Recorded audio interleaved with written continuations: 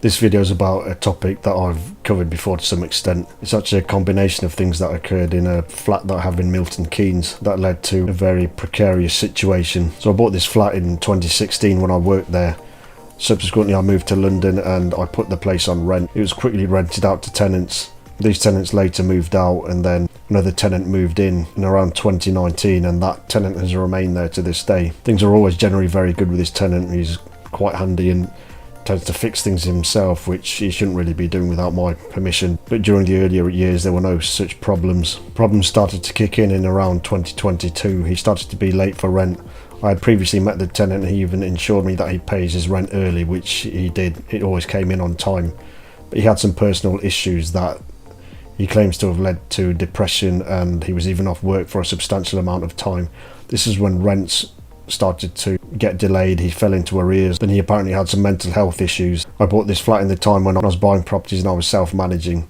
So I was generally based in a different city and I didn't really visit this place much. I trusted the agency, and at that time I had less experience than I do now. Although rents were being paid on time, other issues started to crop up. So he fell into arrears. And then in 2023, my mortgage came out of its 5-year fixed period and the mortgage payments jumped from £440 a month to over £1,700 a month. They went up by about 4 times. This is a situation I didn't fully plan for before, and it's quite shocking to have to deal with this all.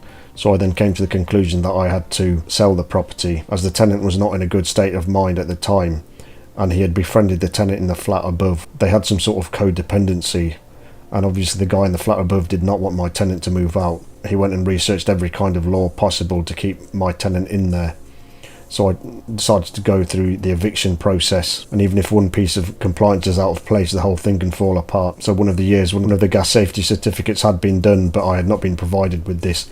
That really delayed things. The tenant in the flat above had gone to the council with my tenant and helped him with mental health issues and helped him to try to stay in the flat against my wishes.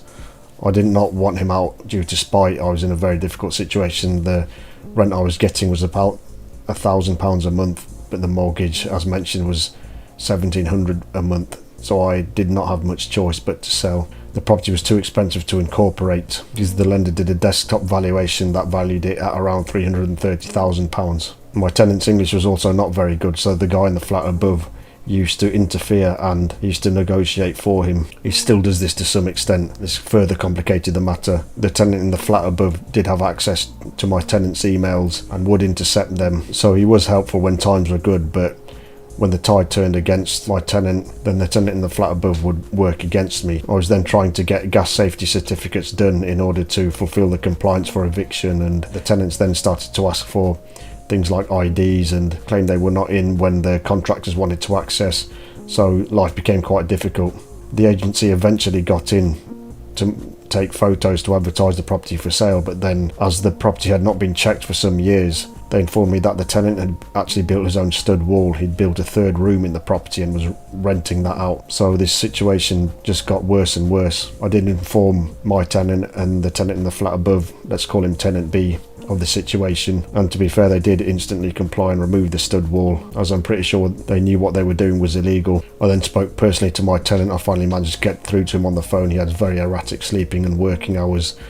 He thought there was some kind of problem that I personally had with him, and I cleared this up, and I was just making clear that I had to sell the flat due to the huge mortgage. I subsequently put the flat up for sale, but then for 6 months it barely even got one viewing. So I was there paying £1,700 a month mortgage, and there were not even any viewings, I believe, because at the time many properties were for sale.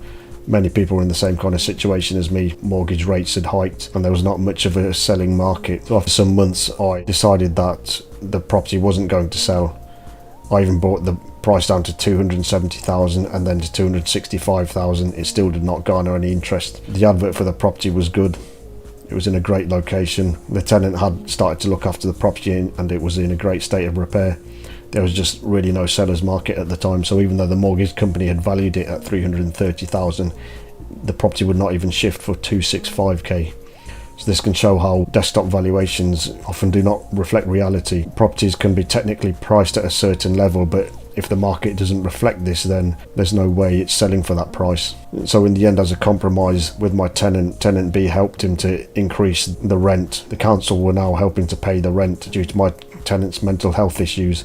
So I got the rent from £1,000 up to about 1275k. I then quickly remortgaged. Well, it wasn't that quick, it was after a few months, and brought the mortgage down to around £850 a month. As an intermediate stage, the £1,700 a month mortgage was changed to a £1,200 a month mortgage. This was because this deal had low early redemption charges, so if I was to sell the property, then the ERCs would not be that high. But as there was no sale, I then decided to fix the mortgage again for a few more years, and this fixed rate was the one that was around £850. So I was then getting £1,275 a month, and the mortgage was £850 a month. My tenant and tenant B were happy, so in the end the situation was a bit of a compromise on my part, but it was just logically following a system really. I'm in trouble in terms of the mortgage. I tried to sell the property wasn't selling for months, so my best bet was to remortgage and then increase the rent. It did not work as well as it did before, but this is how property is. The economy and markets change and we have to adapt in the process. More recently, tenant B helped my tenant get their rent up to around £1,350 a month. For a few months my tenant was very late for some payments, but he's since redeemed himself and he pays on time. As I own this property personally as well, I suffer from the rather large tax. I cannot deduct the mortgage interest on this property, but the rent is now significantly higher than it was before, and as I understand it, the tenant is looking after the property. Tenant B does help him quite a lot. So this serves as an example of the unpredictability of the property market. This property was working well for years, suddenly the economy changes, and at the same time my tenant falls into arrears. So sometimes things work well for a long time and 2 or 3 bad things happen at once, and you have to deal with the situation systematically and logically. What I've learned in the years since is that it's good to have good ties with an agency, and again, have your properties managed by a good agency. If that had been done, many of these problems would not have occurred. The agency obviously cannot control the interest rates, but all other things would have been quite a bit easier and led to less stress. Luckily the tenant is overall quite friendly, he was just having a difficult time, and the property is now ticking along moderately well. Thanks for listening, please like and subscribe and drop any relevant comments below. See you next time.